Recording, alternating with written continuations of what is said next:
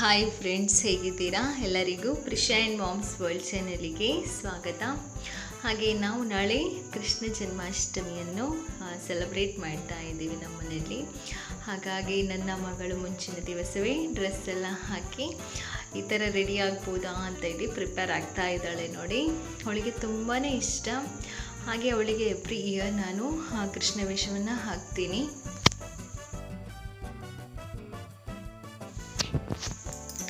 ಹಾಗೆ next day ಅಂದರೆ ಕೃಷ್ಣ ಜನ್ಮಾಷ್ಟಮಿಯ ದಿವಸ ನೋಡಿ ನಮ್ಮ ಕೆಲಸಗಳೆಲ್ಲ ಸ್ಟಾರ್ಟ್ ಆಯಿತು ನೋಡಿ. ಬೆಳಗ್ಗೆ ಬೇಗ ಎದ್ದು ಹಾಗೆ ತಿಂಡಿಗೆ ಅಂದರೆ ನೈಟ್ ಹೊತ್ತು ನಾವು ಮಾಡುವಂಥದ್ದು ಕೊಟ್ಟಿಗೆ ಅಂತ ಹೇಳ್ತಾರಲ್ವ, ಅದನ್ನು ನಾವು ನೈಟ್ ಹೊತ್ತು ಮಾಡುವಂಥದ್ದು. ಅದಕ್ಕೆಲ್ಲ ಅಕ್ಕಿಯನ್ನು ಕಡ್ದು ಇವಾಗಲೇ ಇಟ್ಟಾಯಿತು. ಇವಾಗ ನೆಕ್ಸ್ಟ್ ನಮ್ಮ ಅಡುಗೆ ತಯಾರಿ ಆಗ್ತಾ ಉಂಟು. ಹಾಗೆ ನಾವು ಒಂದು ತರಕಾರಿಯಲ್ಲಿ ಒಂದು 7 ಬಗೆ ಅಂದರೆ 7-6 ಬಗೆ ಪದಾರ್ಥವನ್ನು ಮಾಡ್ತೀವಿ. ಅದು ಪ್ರತಿ ವರ್ಷ ಮಾಡುವಂಥ ಒಂದು ಕ್ರಮ.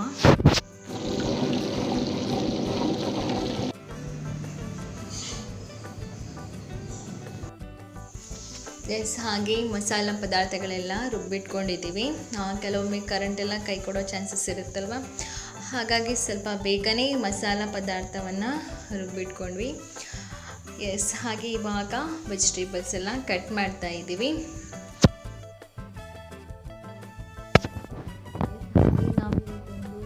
ಬಗೆಯ ಪದಾರ್ಥವನ್ನು ಮಾಡ್ತಾ ಇದ್ದೀವಿ. ಹಾಗೆ ಒಂದು ಸೈಡಿಗೆ ಉಪ್ಪಿನಕಾಯಿ, ಒಟ್ಟಾಗಿ 7 ಬಗೆ ಅಂತ ಹೇಳ್ಬೋದು.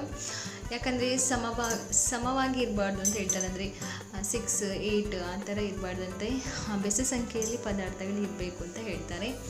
ಹಾಗಾಗಿ 7 ಐಟಮ್ಸನ್ನು ನಾವು ಮಾಡ್ತಾ ಇದ್ದೀವಿ.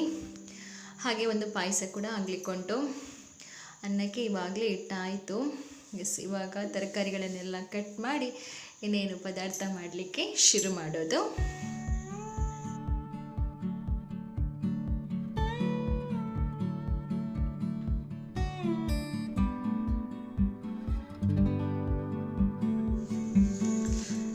ನೋಡಿ, ಇಲ್ಲಿ ನಮ್ಮ ಅಡುಗೆ ಮನೆಯ ಅವಸ್ಥೆ ನೋಡಿ.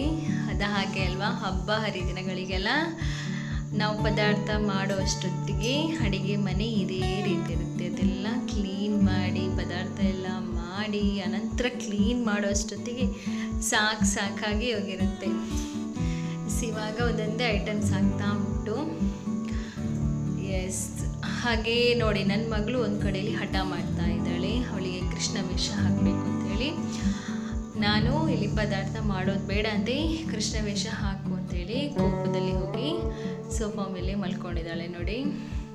ಕೃಷ್ಣ ವೇಷ ಹಾಕೋದಕ್ಕೋಸ್ಕರ ನನ್ನ ಪದಾರ್ಥದ ಕೆಲಸ ಎಲ್ಲ ಮುಗಿದ್ರೆ ಆನಂತರ ನಾನು ಆರಾಮ್ಸೆ ಹಾಕ್ಬೋದಲ್ಲ ಅಂತೇಳಿ ಸ್ವಲ್ಪ ತಡ ಮಾಡಿದೆ. ಹಾಗೆ ಪದಾರ್ಥಗಳೆಲ್ಲ ಹಾಕ್ತಾ ಬಂತು. ಹಾಗೆ ನಾವಿವತ್ತು ಯಾವೆಲ್ಲ ಐಟಮ್ ಮಾಡ್ತಾ ಇದ್ದೀನಿ ಅಂತೇಳಿ ವಿಡಿಯೋ ಕೊನೆಯಲ್ಲಿ ಹೇಳ್ತೀನಿ.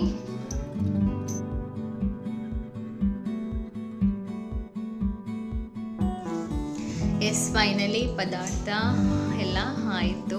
ಅದು ಒಂದು ಪಾಯಸ ಒಂದು ಬಾಕಿ ಉಂಟು ಮಾಡಲಿಕ್ಕಷ್ಟೇ. ಪದಾರ್ಥಗಳೆಲ್ಲ ಮಾಡಿ ಮುಗಿಯಿತು.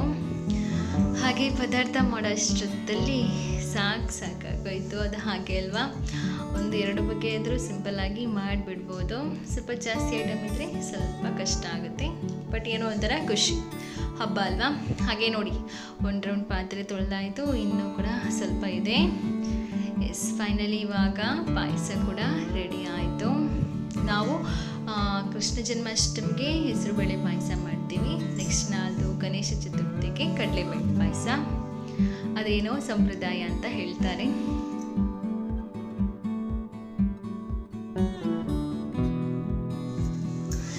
ಹಾಗೆ ಇವಾಗ ನಮ್ಮ ಮನೆಯ ಮುದ್ದು ಕೃಷ್ಣ ರೆಡಿ ಆಗ್ತಾ ಇದ್ದಾಳೆ ನೋಡಿ. ನನ್ನ ಅಡುಗೆ ಕೆಲಸ ಎಲ್ಲ ಆದ ನಂತರ ಇವಾಗ ನನ್ನ ಮಗಳನ್ನು ರೆಡಿ ಮಾಡ್ತಾ ಇದ್ದೀನಿ.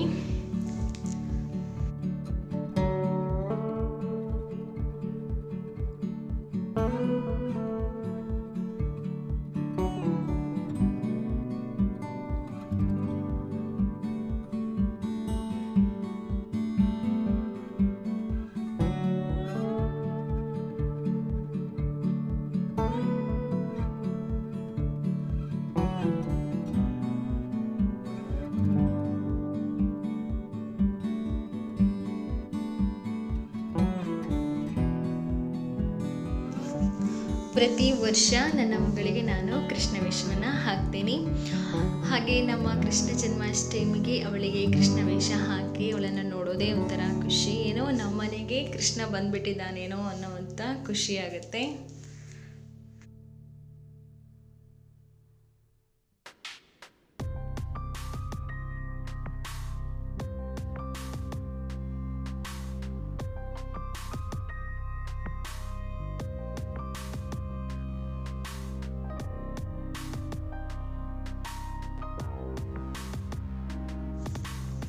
ಹಾಗೆ ನಾಳೆ ನಮ್ಮ ಊರಲ್ಲಿ ಕಾಂಪಿಟೇಷನ್ ಕೂಡ ಇದೆ, ಕೃಷ್ಣ ವೇಷ ಸ್ಪರ್ಧೆ.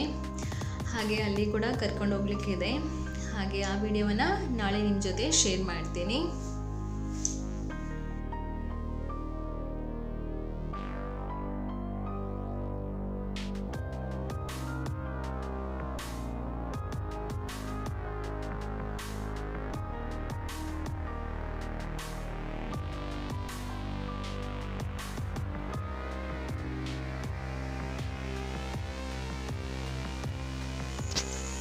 ಹಾಗೆ ನಮ್ಮ ಮನೆಯಲ್ಲಿ ಇವತ್ತು ಕೃಷ್ಣ ಜನ್ಮಾಷ್ಟಮಿಯ ಸ್ಪೆಷಲ್ ಏನಿಲ್ಲ ಅಂದರೆ ಪಾಯಸ, ಉಪ್ಪಿನಕಾಯಿ, ಹಾಗೆ ಬೆಂಡೆಕಾಯಿಯ ಪಲ್ಯ, ಹುಳಿ ಮುಂಚಿ ಅಂತ ಹೇಳ್ತಾರಲ್ವ ಆ ಥರ ಮಾಡಿರುವಂಥದ್ದು.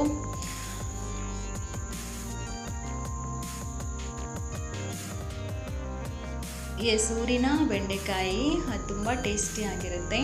ಹಾಗೆ ನೆಕ್ಸ್ಟ್ ಇದು ಅಂಬಡೆ ಹಾಗೂ ಕಂಚಲ ಅಂದರೆ ಬಿಟರ್ ಗಾರ್ಡ್ ಅಂತ ಹೇಳ್ತಾರಲ್ವ ಅದು.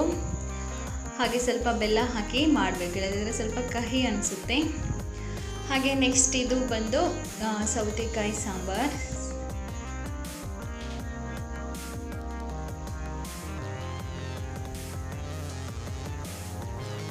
ಹಾಗೆ ನೆಕ್ಸ್ಟ್ ಕಡಲೆ ಹಾಗೂ ಮನೂರಿ.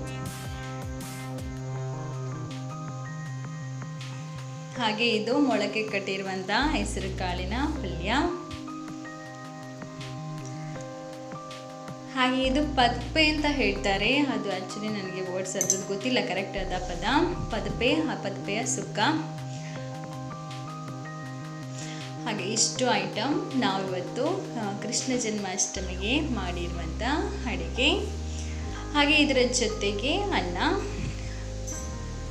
ಪಾಯಸ, ಇದು ಹೆಸರು ಬೇಳೆಯ ಪಾಯಸ.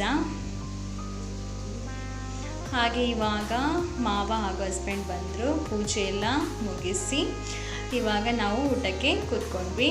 ನನ್ನ ಮಗಳು ಕೂಡ ನೋಡಿ ಊಟ ಬಡಿಸ್ತಾ ಇದ್ದಾಳೆ.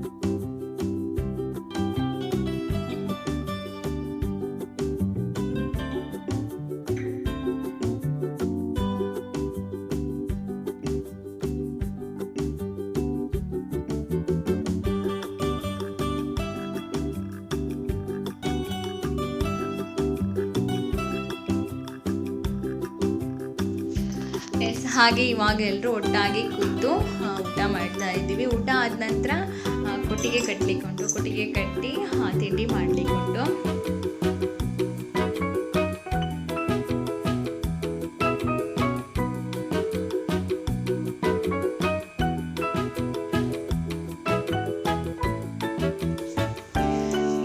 ಇವಾಗ ನಮ್ಮ ತಿಂಡಿ ಮಾಡುವ ಟೈಮ್. ಇದು ಕೊಟ್ಟಿಗೆ, ನಾನು ಹೇಳಿದ್ನಲ್ವ ಆಗಲೇ, ಇದು ನನ್ನ ಹಸ್ಬೆಂಡ್ ಹಾಗೆ ಮಾವ ಕಟ್ಟಿರುವಂಥದ್ದು. ಕಟ್ಟುವಾಗ ನನಗೆ ವಿಡಿಯೋ ಮಾಡಲಿಕ್ಕೆ ಆಗಲಿಲ್ಲ. ಹಾಗೆ ಇವಾಗ ನೆಕ್ಸ್ಟ್ ಇದು ಹಲಸಿನ ಎಲೆಯಲ್ಲಿ ಮಾಡುವಂಥದ್ದು. ಹಲಸಿನ ಎಲೆಯಲ್ಲಿ ಮಾಡ್ತಾರೆ ಈ ರೀತಿ ಮಾಡಿ ಇದರೊಳಗೆ ಕೂಡ ಹಿಟ್ಟನ್ನು ಹಾಕಿ ಬೇಯಲಿಕ್ಕೆ ಇಡುವಂಥದ್ದು. ಈ ಥರ ಎಲೆಗಳನ್ನು ಯೂಸ್ ಮಾಡಿ ತಿಂಡಿ ಮಾಡಿದರೆ ಅದು ತಿನ್ನಲಿಕ್ಕೆ ಏನೋ ಒಂಥರ ಟೇಸ್ಟಿಯಾಗಿರುತ್ತೆ. ಹಾಗೆ ನಾನು ಇವಾಗಲೇ ಹೇಳಿದ್ನಲ್ವ, ಬೆಳಿಗ್ಗೆನೇ ಹಿಟ್ಟನ್ನು ಕರೆದಿಟ್ಟಿದ್ದೆ. ಇವಾಗ ಸಂಜೆ ಅಷ್ಟೊತ್ತಿಗೆ ಅದು ತಿಂಡಿ ಮಾಡಲಿಕ್ಕೆ ರೆಡಿ ಆಯಿತು ನೋಡಿ. ಎಸ್, ಇವಾಗ ನನ್ನ ಮಗಳು ಕೂಡ ನೋಡಿ ಹಠ ಮಾಡಿ ಅವಳೇ ಹಾಕ್ತೇನೆ ಅಂತೇಳಿ ಹಾಕ್ತಾ ಇದ್ದಾಳೆ. ಎಸ್, ಹಾಗೆ ನೋಡಿ ಕಟ್ಟಿರುವಂಥ ಬಾಳೆ ಎಲೆಯ ಕೊಟ್ಟಿಗೆ ಏನಿದೆಯಲ್ವ ಅದರೊಳಗೆ ಹಿಟ್ಟನ್ನು ಹಾಕಿ ಮೇಲ್ಗಡೆ ಇನ್ನೊಂದು ಕಟ್ಟನ್ನು ಕಟ್ಟಿ ಆನಂತರ ಬೇಯಲಿಕ್ಕೆ ಇಡುವಂಥದ್ದು. ಇಡ್ಲಿ ಪಾತ್ರೆಯಲ್ಲಿ ಬೇಯಲಿಕ್ಕೆ ಇಡುವಂಥದ್ದು.